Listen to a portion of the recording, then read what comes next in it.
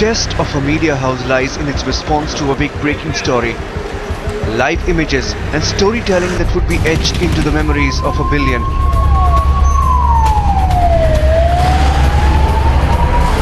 The 100-hour coverage of 26/11 transformed Indian journalism forever. I remember exactly how things actually began to develop. Come out of News Hour on the 26th.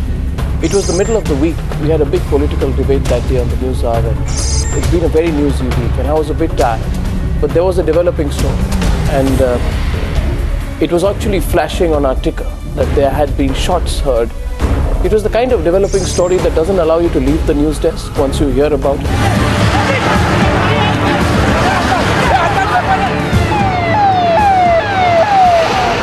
I think it was about 12 past 10, I got a phone call from this lady who said that there had been a terrorist attack at the Trident. And I wasn't quite sure how much to believe it, because this was not a journalist who was calling me. But she seemed so sure that it was actually scary. I told her that I was also getting my own reports, but my reports was that there was one person who had started shooting somewhere at the Leopold or somewhere at VT and was constantly on the shooting spree walking towards Leopold, and hence there was a lot of commotion. Because initially people thought there's one person who was going berserk with guns.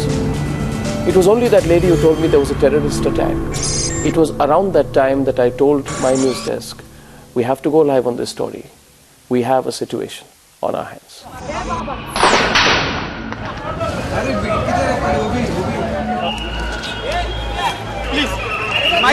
So immediately I picked up my unit. I rushed to the spot location where once I landed here, I could see this whole stretch. Usually it's traffic place, but on that day particularly it's a deserted look. This is the most terrifying and saddest incident which I covered in my career.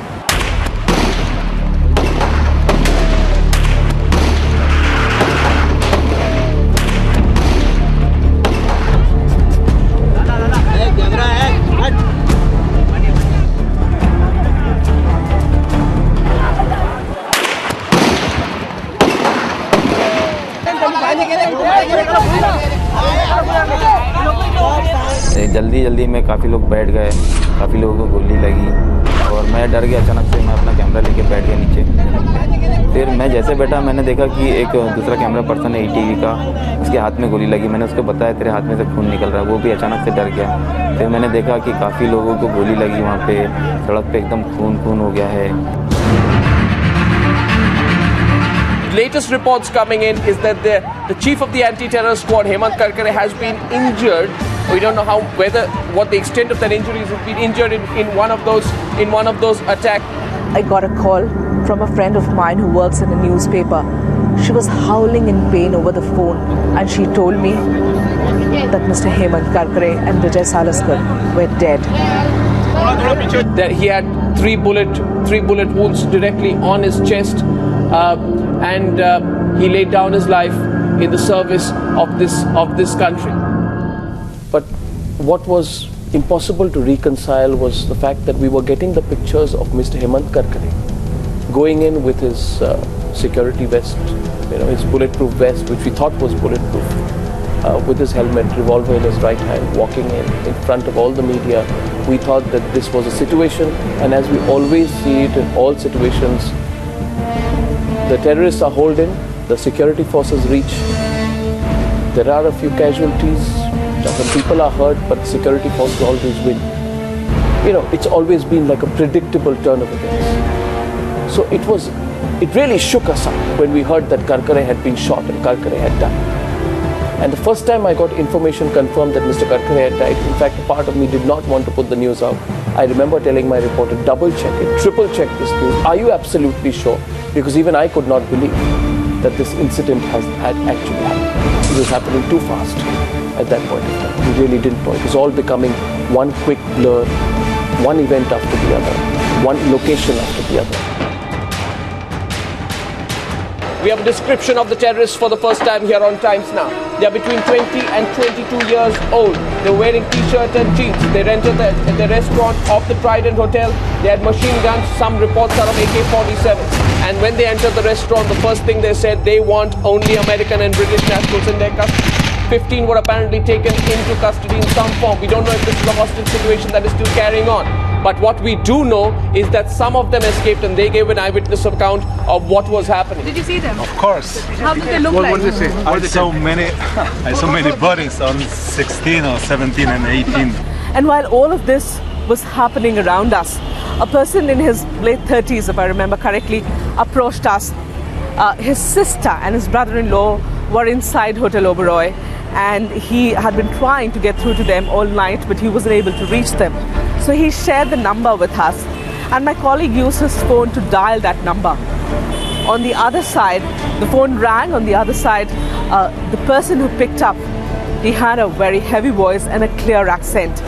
And when my colleague asked for the owner of that phone, after a sinister laugh, he said, "वो तो अल्लाह को प्यारी हो गई." I will never forget the first shot that we got was not of the dome burning, but a fire behind the dome. And the fire behind the dome was providing, there was this sort of orange, yellow silhouette behind the dome of the Taj. We thought there had been an explosion behind the Taj. We couldn't even believe or fathom that it was the dome itself that was about to burn, and it just happened in the next 15 minutes. So seeing that shot, and I remember our producers saying, "We are not moving away from this location. There is something happening here." And I said, let's stay with this story. We had our reporters on the spot telling us what happened, but even they had no idea. Well, right now, Arnab, the security personnel here outside have asked us all to lie very, very low. There has been some movement. The commandos, the last time around that we saw outside the front entrance of the Taj building, have moved in closer. They've moved towards the old heritage building of the Taj complex. Heli आ गया हमारे ऊपर heli आ गया। कितना चक्कर है? लगाओ मेरे को लगाओ।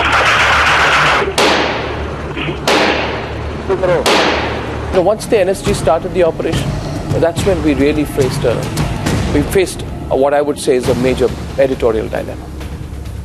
How do we carry this story forward? Do we show the pictures live, or do we defer to telecast? The first response of a journalist who's following a story is cover everything live, give every bit of detail, because we have to cover the story. It is for the government and the security forces to take care of the consequences. And I guess that's the call that some channels took. For us, however, we decided at that point of time, and it wasn't a difficult choice for us to make, we simply decided that it's better to defer the telecast. And we repeatedly instructed all our reporters, and I must say, our reporters did an absolutely admirable job. I started reporting from Nariman House early in the morning on 27th. The next day at around 9:30 in the morning, I saw a chopper circling over Nariman House and then commandos slithering down. Even at that point of time, we knew that giving operational details live on TV would not be correct. We did not report exactly what was happening there. There were some scary moments, particularly once when a terrorist threw a grenade very close to the place where we were standing. The gun battle got over only late in the evening. पूरी रात हम लोग रात भर live करते रहे। थोड़ा सा अर्ली मॉर्निंग 4-5 बजे थोड़ा ठंडा था माहौल, लेकिन अचानक सडनली 5-5:30 के बाद थोड़ा सा गोलियों की आवाज़ ज़्यादा आने लगी, थोड़े से धमाके होने लगे, तो हम लोग थोड़ा अलर्ट हो गए। फिर सडनली मैंने देखा कि एक थोड़ा सा उजाला हो गया था सुबह। सडनली मैंने देखा कि एक विंडो को बहुत से एनएसजी कमांडो स्नाइपर्स ने उसकी जब पॉइंट करके वो लोग खड़े थे, तो मुझे लगा कि विंडो में जरूर कुछ मूवमेंट हो, अंदर भी आवाज़ें आ रही थी। तो मैंने अपना कैमरा उस तरफ जूम किया और उस विंडो पे लॉक कर दिया, और सडनली मैंने देखा कि एक एनएसजी कमांडो आता है, आया, उसने एक बॉडी को बाहर फेंका टेररिस्ट के। तो मैंने तुरंत अपनी रिपोर्टर दीप्ति जी उसको चिल्लाया, दीप्ति देखो कोई बॉडी बाहर गिरी है, और तुरंत हमारे ऑफिस को अपडेट किया। पीसीआर में अनुपम बैठे थे, उनको उन्होंने भी देखा, और उन्होंने भी मतलब कुछ वो शॉट देखा, और उन्होंने भी तुरंत उसको एयर पे डाला।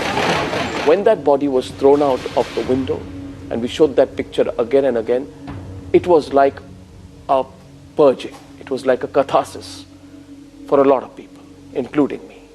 But the anger had really reached an absolute threshold. We were so relieved that it was over, but we were so traumatized by what had happened, and people were so angry. So when we ask now, or look back at this entire incident, we know that this incident is neither forgiven nor ever forgotten.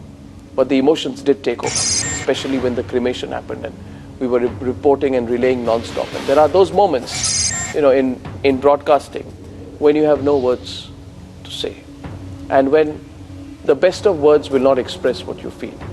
And I think at one point of time, we just decided to be silent. And that was after 26/11. I think when the body of Major Sandeep Unnikrishnan was laid out there, we had a few other cremations also happening in Delhi. I think at times now we decided it's better to say nothing, but to internalize at that point of time what was a national sorrow. And we were part of that sorrow. We were part of that grief. We felt that anger. We feel it even today. It will never be forgotten. Neither will it be forgiven. And one only hopes that this episode, never in any form or magnitude, is ever repeated again. Because this is the last story that one would ever want to tell.